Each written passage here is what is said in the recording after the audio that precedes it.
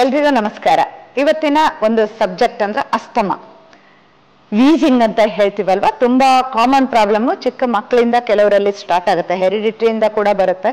ಇನ್ನು allergic asthma ಅಂದ್ರೆ ಕೆಲವೊಂದು ಗಿಡಮೂಲಿಕೆಗಳಾಗೋದಿಲ್ಲ ಅಥವಾ ಕೆಲವೊಂದು ಧೂಳುಗೆ ಎಕ್ಸ್ಪೋಸ್ ಆದ್ರೆ, ಯಾಕೆಂದ್ರೆ ಅವರಿಗೆ ಇಮ್ಯುನಿಟಿ ತುಂಬಾ ಡೌನ್ ಇರುತ್ತೆ. ಸೊ ಆಗ ಲಂಗ್ ಕೆಪಾಸಿಟಿ ಕಡಿಮೆ ಆಗುತ್ತೆ, ಉಸಿರು ತಗೊಂಡಾಗ ಅಲ್ಲೇ ಪ್ರಾಬ್ಲಮ್ ಆಗುತ್ತೆ, ವಾಪಸ್ ಬಿಡ್ಲಿಕ್ಕೆ ಕೂಡ ಪ್ರಾಬ್ಲಮ್ ಆಗುತ್ತೆ. ಯಾಕೆಂತಂದ್ರೆ ಆಲ್ವಿಯೋಲೈ ಅಂತ ಏನ್ ಹೇಳ್ತೀವಿ, ಅಲ್ಲಿ ಆಕ್ಸಿಜನ್ ಮತ್ತೆ ಕಾರ್ಬನ್ ಡೈಆಕ್ಸೈಡ್ ಏನ್ ಎಕ್ಸ್ಚೇಂಜ್ ಆಗುತ್ತೆ, ಅಲ್ಲಿ ಪ್ರಾಬ್ಲಮ್ ಆಗ್ತಾ ಹೋಗುತ್ತೆ, ಅದು ಶುಂಕ್ ಆಗುತ್ತೆ.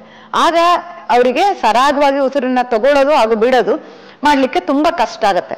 ಪ್ರಾಣ ಶಕ್ತಿ ಅಲ್ವಾ, ಅದೇ ಪ್ರಾಬ್ಲಮ್ ಆದಾಗ ನೀವೇನ್ ಮಾಡ್ತೀರಿ, ಹೋಗಿ ಸ್ಟಿರಾಯ್ಡ್ ತಗೊಳ್ತೀರಿ, ಪಫ್ ತಗೊಳ್ತೀರಿ. ಅದರಿಂದ ಯಾರಿಗೆ ಬೆನಿಫಿಟ್ ಆಗಿದೆ ಅಂತ ನಿಮ್ಮನ್ನ ನೀವೇ ಕೇಳ್ಕೋಬಹುದು. ಸೊ ಅದು ಜಸ್ಟ್ ಸಪ್ರೆಸ್ ಆಗುತ್ತೆ. ಆ ಶ್ವಾಸನಾಳಗಳಲ್ಲಿ ಏನು ಉರಿಯುತ್ತಾ ಇರುತ್ತೆ, ಆ ಸ್ವೆಲ್ಲಿಂಗ್ ಇರುತ್ತೆ, ಆ ಮೂಮೆಂಟ್ ಅದು ಕಡಿಮೆ ಆಗುತ್ತೆ ವಿನಃ ಅದಕ್ಕೆ ಶಾಶ್ವತ ಪರಿಹಾರ ಸಿಗೋದಿಲ್ಲ. ಸೊ ಬೇರೆ ಅಲರ್ಜಿ ಆಗತ್ತೆ, ಸ್ಕಿನ್ ಅಲರ್ಜಿ ಆಗತ್ತೆ, ಬಾಡಿ ವೀಕ್ ಆಗ್ತಾ ಹೋಗುತ್ತೆ. ಆ ಒಂದು ಪ್ರಾಣ ಶಕ್ತಿ ನಿಮ್ಗೆ ಕರೆಕ್ಟ್ ಆಗಿ ಬೇಕು ಅಂದಾಗ ಲಂಗ್ ಕೆಪಾಸಿಟಿನ ಹೆಚ್ಚು ಮಾಡ್ಕೊಳ್ಳೋಕ್ಕೆ ಕೆಲವೊಂದು ಪರ್ಟಿಕ್ಯುಲರ್ ಪೋಸ್ಚರ್ಸ್ ಇರುತ್ತೆ, ಪ್ರಾಣಾಯಾಮ ಇರುತ್ತೆ, ಅದೆಲ್ಲ ಕಂಪಲ್ಸರಿ ಮಾಡ್ತಾ ಹೋಗ್ಬೇಕು.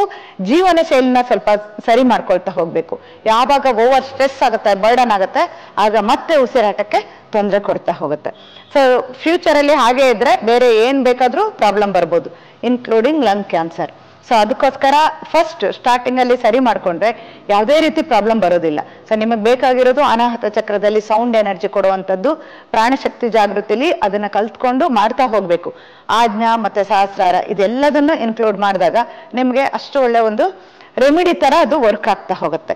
ಇನ್ನು ಕೆಲವೊಂದು ಗಿಡಮೂಲಿಕೆಗಳು ಹೇಳಿದ್ನಲ್ವಾ, ಸೊ ಆಡಿಸೋಗೆ ಸೊಪ್ಪು ಅದೆಲ್ಲ ಕೇಳಿರ್ಬೋದು. ಇಂಥದ್ದು ಕಾಂಬಿನೇಷನ್ ಅಂಡ್ ಪ್ರಪೋರ್ಷನ್ ಅದನ್ನ ಕರೆಕ್ಟ್ ಆಗಿ ಸೇವನೆ ಮಾಡಿದಾಗ ಯಾವುದೇ ರೀತಿ ಒಳಗಡೆ ಕಫ ಇದ್ದು, ಕೆಮ್ಮಿದ್ದು, ವೀಸಿಂಗ್ ಇದ್ದು, ಏನೇ ತೊಂದರೆ ಇದ್ದು ಕೂಡ ನ್ಯಾಚುರಲ್ ಆಗಿ 2-3 ತಿಂಗಳಲ್ಲಿ ಖಂಡಿತ ಕಡಿಮೆ ಮಾಡ್ಕೋಬಹುದು.